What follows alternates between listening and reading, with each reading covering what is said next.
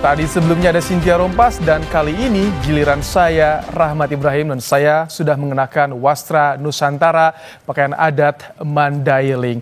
Dan di segmen ini tadi sebenarnya ada juga tamu spesial. Tak mau kalah di segmen ini juga kami akan hadirkan tamu spesial, ada Mas Suhartono, wartawan Istana Harian Kompas. Silakan Mas Har ikut bergabung bersama saya di sini. Ini saat ini sudah kurang 1 jam Mas Har tentunya sebelum penurunan bendera merah putih. Apa kabar Mas Har? Mas Baim. Ini Mas Har kayaknya kangen ya meliput lagi di istana di penurunan bendera atau bahkan pengibaran bendera karena Mas Har terakhir di Januari Mas Har ya? Ya, Januari masih terakhir ke istana itu sebelum 31 Januari gimana? Sudah selesai. Hari ini gimana? Meriah sekali sih kalau tadi kita lihat Ya, Mas Har. betul. Meriah banget, tapi jadi ada kesan hura-hura ya. Tadi saya ngobrol Gimana? dengan Guntur Soekarno, pulang dari menghadiri detik-detik proklamasi, saya teleponan, beliau bilang bagus acaranya Prabowo menyuguhkan detik-detik ya, antusiasmenya tunggu baik, tinggi sekali gitu ya.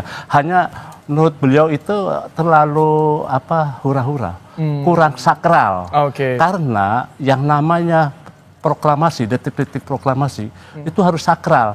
Nah, kalau mau hura-hura dibikinlah di pesta rakyat. Mas Guntur ya. Menurut Mas gitu. Tapi kalau ini juga menurut saya sih ya itu sebagai seorang putra presiden ya, jadi bisa wajar-wajar saja. Betul. Ini kami tampilkan juga Mas Har. Ini adalah visual bagaimana di area gerbang masuk Istana Merdeka Jakarta. Memang antusiasnya begitu terlihat Mas Har. 8.000 undangan yang disediakan oleh pemerintah kepada warga untuk bisa menyaksikan dan mereka juga semangat menggunakan wastra Nusantara. Tadi aja diberikan souvenir bendera merah putih.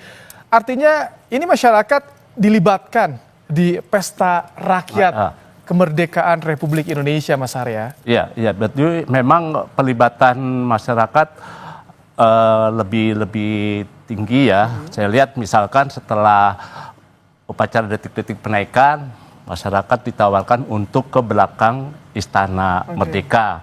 Di Taman Rumput itu disediakan berbagai makanan ya, yang gratis.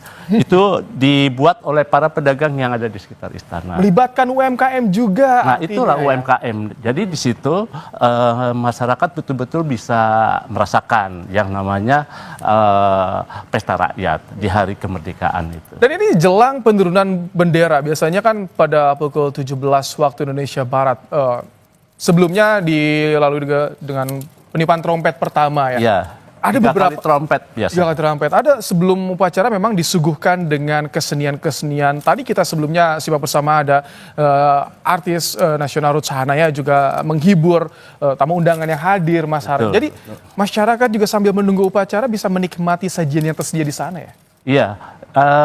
Sekarang acara kreatifnya itu langsung ditangani oleh tim kreatif yang di bawah tanggung jawabnya Mas Didit Prabowo. Jadi langsung putra presiden yang menangani langsung tim kreatif. Langsung capable di bidangnya, teruji di bidangnya ya. Termasuk kereta kencana yang baru. Oh iya. Kalau dulu kan pinjam ya, pinjam dari keraton. Sekarang khusus dibuat oleh istana dan dibuat di Jogja.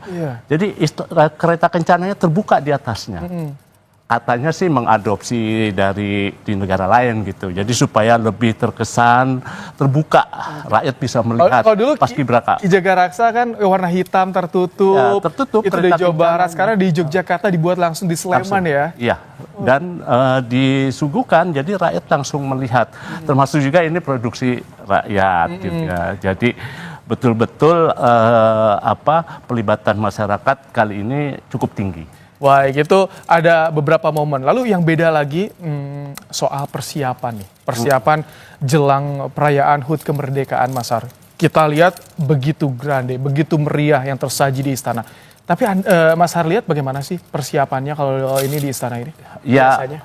Kalau saya ingat kan sempat tanggal 20 Juli itu akan diluncurkan tema dan logo HUT RI di Istana Negara oleh Presiden. Tapi entah mengapa mundur ke tanggal 23. 23 Juli. Jadi relatif persiapan itu cukup mepet banget kalau buat orang-orang istana. Karena kalau dibandingkan dengan era Pak Jokowi, era Pak SBY yang juga mempersiapkan acara ini besar-besaran juga, itu bulan Mei atau awal Juli itu sudah persiapan, sudah diumumkan tema dan logonya, sehingga panitia di istana itu mempersiapkannya lebih ada waktu.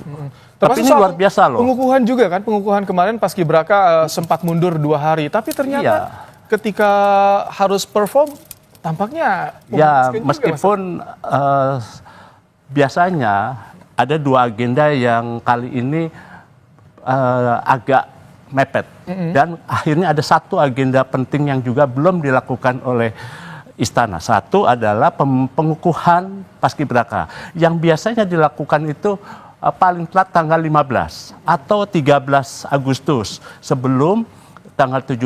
Nah, tapi mundur. Akhirnya baru tanggal 15 hari Sabtu. Dan itu pun yang mengukuhkan kan bukan presiden, yaitu Menseknek. Padahal kalau saya mendengar cerita dari para Paskibraka, ada senior Paskibraka yang udah pernah ikut juga, mereka pasti akan ada sedikit kekecewaan. Karena mereka udah ada di istana, sudah di Jakarta, berharap presiden sebagai kepala negara yang mengukuhkan mereka. Tapi ternyata cuma Menseknek.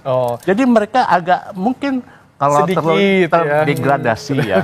Nah, 1 acara yang belum dilakukan oleh istana adalah pemberian tanda kehormatan dan jasa yang biasanya dilakukan sebelum pada tanggal 17.